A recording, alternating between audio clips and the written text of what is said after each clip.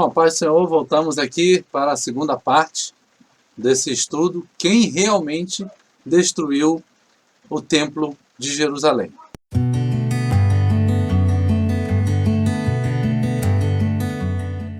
As legiões do Império Romano. Todas as legiões que atacaram e destruíram Jerusalém e o Templo eram do Oriente Médio. Todas elas consistiam majoritariamente de soldados orientais, árabes, sírios, egípcios e etc. Por volta do ano 70 d.C., não apenas as legiões das províncias orientais, mas literalmente o exército inteiro chegou a ser dominado pelos soldados provincianos. Estas são as legiões mencionadas nos parágrafos acima. Quinta Macedônia, Judéia. 10ª Legião Fretenses, 10ª Legião do Estreito Marítimo, Síria. 15ª Apolinares, Síria. 18ª Egito. 3ª Gálica, Síria. 12ª Fulminata, Ásia Menor, Síria. Então vejam aqui que as legiões eram de povos onde Roma tinha conquistado. Era como se eles tivessem conquistado aqueles povos e contratou para fazer parte do exército. Invadia a Síria, pegavam os sírios e contratava para ser soldados romanos. Invadia o Egito, pegava os egípcios e os contratava para ser soldados romanos. E assim por diante. Então, o miolo, os soldados realmente não eram italianos. Todas essas legiões aqui citadas. E essas legiões aqui citadas são as que foram para Jerusalém, com Tito, o filho do general Vespasiano. E estas legiões estavam todas sob o comando do Império Romano. Porém, elas não eram da Europa. Elas eram todas do Oriente Médio. Os soldados, mesmo que estavam ali compondo o Império Romano, nem todos eram italianos. Na verdade, aqui podemos ver que a maioria não era italiano. Eram dos países conquistados ali no Oriente Médio. Isso nos dá informação interessante de quem realmente destruiu o templo. Alguém poderia pensar, tudo bem que os soldados das legiões romanas tenham sido árabes. Árabes aqui no contexto, no sentido de etnia, né? Não só da Arábia Saudita. Mas eles estavam sob a autoridade de comandantes italianos. Então a responsabilidade deve recair sobre os romanos de qualquer forma. No entanto, já vimos que o imperador Tito jamais ordenou ou sequer aprovou o comportamento dos soldados em relação à destruição do templo. Além disso, outro detalhe importante deve ser observado. A questão é que diferentes povos eram romanos, inclusive os judeus, mas não eram italianos ou europeus. O próprio apóstolo Paulo, hebreu de pais hebreus, era cidadão romano desde o nascimento. Ao passo que o comandante militar de Atos 22, 28 teve que gastar grande soma de dinheiro pelo título de cidadão romano. Isso nos mostra que o comandante não era de Roma, na Itália. Se Paulo era romano desde o nascimento, então muito provavelmente Paulo o herdara de um ancestral masculino que inicialmente conseguira o título, que por sua vez tornava-se hereditário dali em diante. Então vemos que a cidadania romana ela poderia ser conquistada ou comprada. No caso aqui temos dois exemplos. Um que veio por família, que era o apóstolo Paulo, que era judeu da tribo de Benjamim, mas era cidadão romano. E o outro era um comandante do exército que comprou a cidadania romana. Ele devia ser de outro país, mas ele era considerado romano.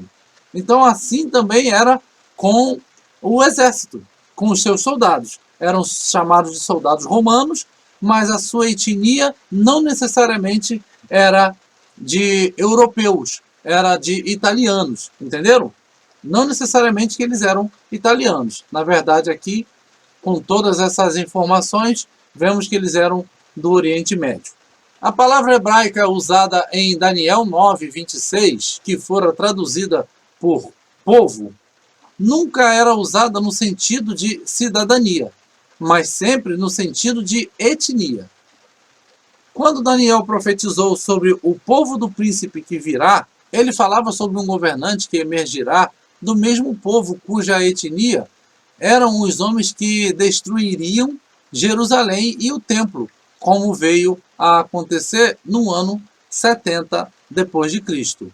Assim como Paulo, cuja etnia era judaica, mesmo que tivesse cidadania romana, da mesma forma o texto está falando da etnia do povo do anticristo. Os descendentes de Ismael eram soldados do exército romano e destruíram a cidade e o templo. E é possível que o príncipe que há de vir, mencionado na profecia de Daniel, o anticristo, será um descendente de Ismael. Um príncipe que virá do norte de Israel, cuja convicção religiosa exige a decapitação de infiéis e todos que declarem que Jesus é filho de Deus. Apocalipse 24, 1 João 2, 22. Então vejam aqui que a profecia de Daniel, ela aponta para o fim dos tempos. E ele fala de duas situações, do povo e também do príncipe. É o povo de um príncipe que há de vir, mas tem a informação desse povo e a informação do príncipe. É como se a profecia tivesse dado pontos assim na história. Ou seja, no ano 70, ela tratou do povo, mas no fim dos tempos ela vai tratar do povo e também do príncipe, porque está apontando para o anticristo, está apontando para o fim dos tempos também. Então, no ano 70, o príncipe não se cumpriu, porque o príncipe ali era italiano, Tito. Mas a Bíblia está falando na profecia que era o povo do príncipe que há de vir. O povo e o príncipe são da mesma etnia. Ali a etnia nos aponta para o mesmo acontecimento que voltará lá no futuro. Voltará a ser, né? Como diz Eclesiastes, não há nada de novo. O que está sendo já foi, já aconteceu. Então, a Bíblia diretamente está apontando para o fim dos tempos, mas ela passa para nos dar um vislumbre da profecia, ela passa na história, passando pelo povo do príncipe lá no ano 70. E é o mesmo povo que, se vocês lembrarem do começo do primeiro vídeo, eu falei sobre Nabucodonosor. E que o povo dele, os caldeus, eram ali onde é hoje o Iraque, que é o mesmo povo lá do Oriente Médio. Então, a etnia desse povo, da descendência de Ismael, é o mesmo povo que vai permear toda a história. Por isso que o general não conseguiu conter o ímpeto deles. Entenderam? Mas vamos continuar. As legiões romanas eram, em sua maioria, soldados árabes. Roma é uma cidade europeia pertencente à Itália. Porém, a maioria esmagadora dos soldados que destruiu a cidade e o templo não era de etnia europeia, italianos. Era de etnia árabe, do Oriente Médio. Que oportunidade melhor de destruir os judeus e tudo o que era de valor para eles poderia surgir para aqueles que eram inimigos mortais desde os primórdios. Nenhuma oportunidade poderia ter sido melhor do que aquela, né? De ver ali o momento de poder destruir aquilo que era mais precioso para o povo judeu, que era o templo, né? O templo de Jerusalém. Então, eles aproveitaram e não deixaram pedra sobre pedra. Como Jesus havia profetizado sobre que não haveria de ficar pedra sobre pedra, através dos soldados da etnia árabe, soldados que hoje são lá do Oriente Médio, da descendência de Ismael, se cumpriu essa profecia. Porém, ainda falta o cumprimento total, que é o príncipe, é o povo do príncipe. Os dois têm que se cumprir num acontecimento só, e isso está apontado para o tempo do fim. O povo do príncipe que há de vir sempre foi o mesmo. Palestinos incendeiam o templo judaico na Cisjordânia. O exército de Israel informou que cerca de 100 pessoas correram para o túmulo do patriarca bíblico José, localizado na cidade palestina de Nablus. Foram retiradas por forças de segurança palestinas, mas não antes de incendiarem algumas partes do templo. Vejam aqui que ainda hoje, né? Ainda hoje tem esse ódio, né, entre eles ali no Oriente Médio, e mais um episódio que os descendentes de Ismael incendiaram um templo dos descendentes de Isaac. O povo que quer a aniquilação do povo de Deus. Aqui é um vídeo, né? Aqui não tem um vídeo, mas aqui é a capa de um vídeo iraniano, se você quiser pode procurar na internet, que eles mostram eles chegando como soldados, milhares de soldados, de frente a Jerusalém para conquistar Jerusalém. Então eles fizeram esse vídeo porque eles têm esse intuito, porque também está profetizado que esse povo cercará Jerusalém mais uma vez no fim dos tempos e conquistará Jerusalém. Está escrito em Zacarias, está escrito em vários outros profetas da palavra do Senhor. E aqui o Irã faz um vídeo fazendo essa cena, que é a vontade deles, né? A aniquilação total do povo judeu. E também a igreja, porque a igreja é povo de Deus e no final das contas, num âmbito maior, isso tudo que a besta fará cairá também sobre a igreja do Senhor. Aqui está, eu escolhi uma imagem como se fosse um olho, é uma imagem de internet, né? E eu coloquei o título ali: Deus sempre vai mais fundo e vê o real infrator. Aí eu achei essa imagem interessante e parecida com um olho, como se fosse o olho de Deus. Os livros contam a história a partir do ponto de vista geral, mas a Bíblia conta a partir da responsabilidade pessoal do ato em si. Ou seja, na ótica geral, quem destruiu Jerusalém e o templo foram os romanos, da Itália, né? Porém, a Bíblia vai mais fundo e nos aponta o real responsável, o povo da linhagem de Ismael e Esaú. Exemplo, é como se alguém que não tem habilitação pega o carro e atropela alguém. O dono do carro é responsabilizado junto, porque emprestou o carro. Porém, o real infrator é quem estava dirigindo. É mais ou menos uma ideia assim, né? Tem responsabilidades das duas partes, porém tem que ver quem realmente estava com a mão na massa. Tal como na crucificação de Jesus, a história diz que foram os romanos.